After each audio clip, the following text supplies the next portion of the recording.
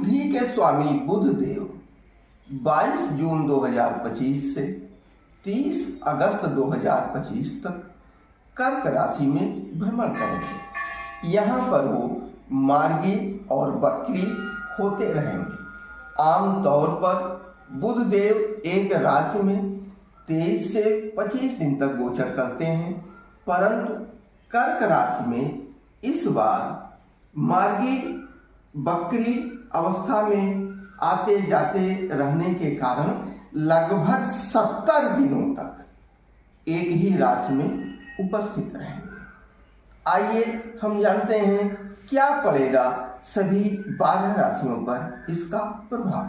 शुरू करते हैं काल पुरुष की कुंडली में प्रथम राशि मेष राशि से। मेष राशि से चौथे भाव में बुध देव का गोचर होगा। चौथा भाव माता, वाहन, भूमि, भवन, मकान का भाव है। यहाँ पर आपके सकारात्मक फलों में वृद्धि हो सकती है।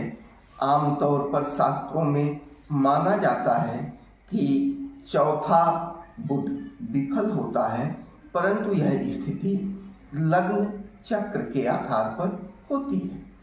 बुध देव आपके इन कारकत्व पर अपना पूरा प्रभाव डालेंगे। अगर लग्न कुंडली में बुध देव लग्नेश योग कारक अच्छे भावों के स्वामी, अच्छी दशा उनकी चल रही है, तो निश्चित रूप से आप मानिए कि माता का सुख मिलेगा, भूमि, भवन, वाहन में वृद्धि होगी, इनका सुख आपको मिलेगा, आपका गृह सुख बढ़ेगा।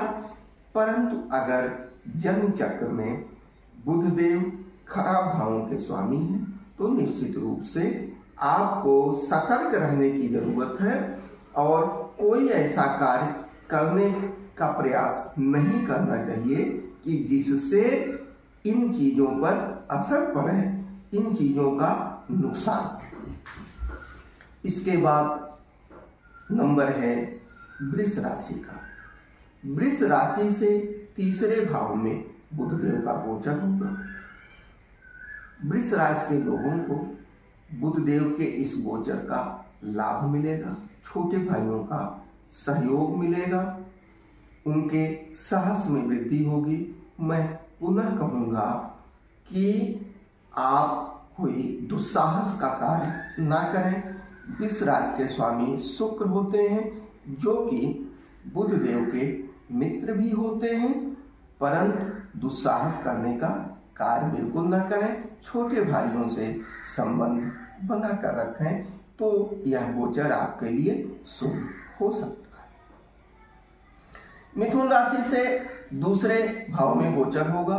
दूसरा भाव आपके अचल संपत्ति का भाव है, पैतृक संपत्ति का भाव है, वाणी का भाव है। बुध देव अगर आपके जन्म चक्र में अच्छे भाव के स्वामी हैं, तो निश्चित रूप से वाणी से संबंधित कार्यों में आपको बहुत ही लाभ मिलेगा। इसमें कोई दो राय नहीं है, क्योंकि इस समय सूर्य देव भी मिथुन राशि में मौजूद हैं और उनसे दूसरे भाव में बुध देव का गोचर निश्चित रूप से बुद्धि के मामले में, वाणी के मामले में आपको लाभ दिला सकता है। इसमें कोई दो राय नहीं है। अचल संपत्ति में वृद्धि हो सकती है, पैतृक संपत्ति मिल सकती है, परंतु अगर खराब भाव के स्वामी होंगे तो निश्चित रूप से दिक्कत हो सकती है। परंतु चंद्र राशि मिथुन होने के कारण निश्चित रूप से चंद्र राशि स्वयं बुध देव है और उनका द्वितीय भाव में गोचर आपको शुभ लाभ देगा, इसमें कोई दो राय नहीं। कर्क राशि में मौजूद होंगे बुध देव, जो कि उनके शत्रु की राशि है, जल तत्व की राशि है। यहाँ पर राशि में मौजूद होकर बुध देव आपसे बचपना करा सकते हैं, बालकों की तरह कार्य करा सकते हैं, तो निश्चित रूप से आप अपने कार्य व्यवहार पर नजर रखें, सतर्कता से समाज में व्यवहार करें, नहीं तो आप बचकानी हरकत भी बुध देव की मौजूदगी में कर सकते हैं, परंतु आपके मन मस्तिष्क के द्वारा ऐसे कार्य होंगे, ऐसे दिमागी कार्य होंगे, बुद्धिमत्ता के कार्य होंगे कि जिससे आपको लाभ मिलेगा। सिंह राशि से 12वें भाव में गोचर होगा। 12वां भाव व्यय का भाव है, यात्रा का भाव है, जेल का भाव है, अस्पताल का भाव है, जुर्माने का भाव है। तो निश्चित रूप से सिंह राशि के लोग इन सब मामलों को लेकर सतर्क रहें। लंबी बड़ी गैर जरूरी यात्रा बिल्कुल ना करें। इसी के साथ कोई ऐसा मुकदमेबाजी का कार्य ना करें, कोई ऐसा व्यवहार अपना बिल्कुल ना बिगाड़ें, नहीं तो समस्या हो सकती है। इसी के साथ कन्या राशि से 11वें भाव में बुध देव का गोचर कन्या राशि के लोगों को बहुत ही शुभ फल प्रदान करेगा। बड़े भाइयों से सहयोग मिलेगा। नियमित आय के रास्ते जरूर निश्चित रूप से कन्या राशि के जातकों के लिए यह गोचर बहुत ही शुभ फल प्रदान करेगा। बड़े भाइयों से सहयोग मिलेगा। नियमित आमदनी के रास्ते खुलेंगे। तुला राशि से 10वें भाव में बुध देव का गोचर वाणी के द्वारा कार्यों से, आपकी बुद्धिमत्ता से, आपके व्यवहार से, आपके कार्यस्थल पर आपकी प्रतिष्ठा बढ़ाएगा।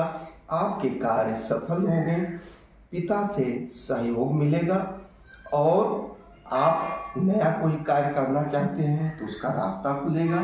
जो भी कार्य आप करेंगे मुख्यतः वाणी से संबंधित, संचार से संबंधित, कम्युनिकेशन से संबंधित, गणित से संबंधित, as a physician, as a teacher, banking में, इन सब जैसे कार्यों में निश्चित रूप से बहुत ही लाभ मिलेगा। बुध के कारकत्व से संबंधित कार्य अगर आप करते हैं तो आप मान के चलिए कि बहुत ही लाभ आपको मिलेगा। आपके यश प्रतिष्ठा में आपके कार्यों के द्वारा वृद्धि होगी। वृश्चिक राशि से 9वें भाव में बुध देव का गोचर आपके भाग्य में वृद्धि करेगा। भाग्य का लाभ आपको मिलेगा। धनु राशि से यह गोचर धनु राशि के जातकों के लिए यह गोचर 8वें भाव में होगा।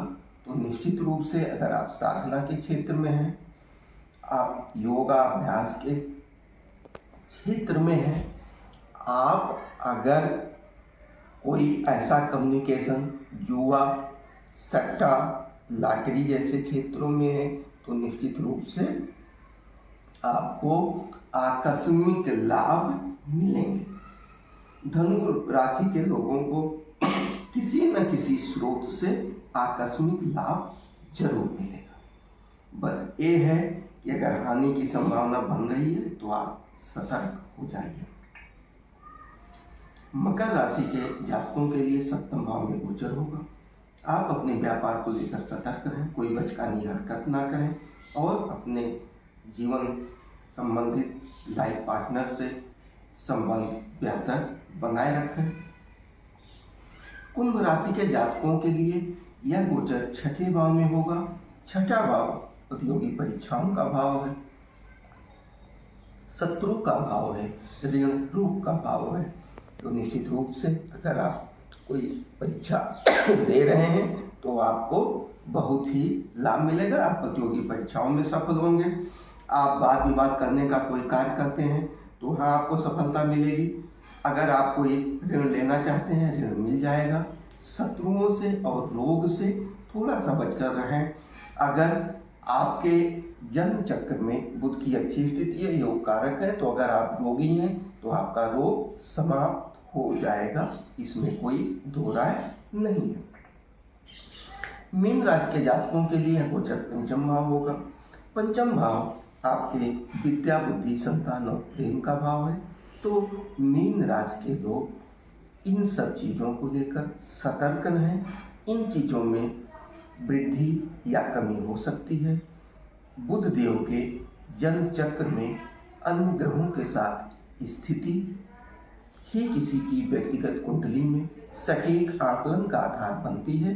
तो मीन राशि के जातकों को सलाह है कि अगर संबंधों में वृद्धि हो रही है तो आप मान के चलिए कि बुध आपके लिए अच्छा कार्य कर रहे हैं, और अगर बचकानी हरकतों के कारण संबंधों में दुराव हो रहा है तो आप बुध को लेकर सतर्क हो जाइए।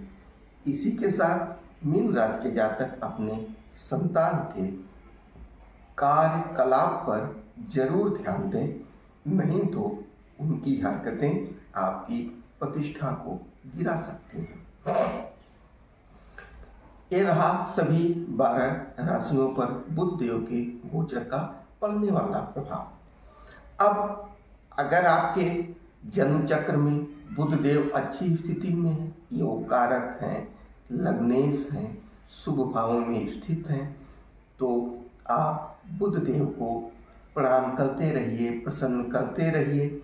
अगर बुध देव खराब भावों के स्वामी होकर अशुभ फलों में वृद्धि कर रहे हैं, शुभ फलों में कमी कर रहे हैं, तो बुध देव की कृपा प्राप्त करने के लिए शुभ फलों में वृद्धि और अशुभ फलों में कमी करने के लिए आप भगवान गणेश की नियमित आराधना करें, माता दुर्गा की नियमित आराधना करें। गणेश जी और दुर्गा जी की आराधना करने पर, उनका आशीर्वाद प्राप्त होने पर बुध देव के शुभ फलों में वृद्धि होती है, अशुभ फलों में कमी होती है।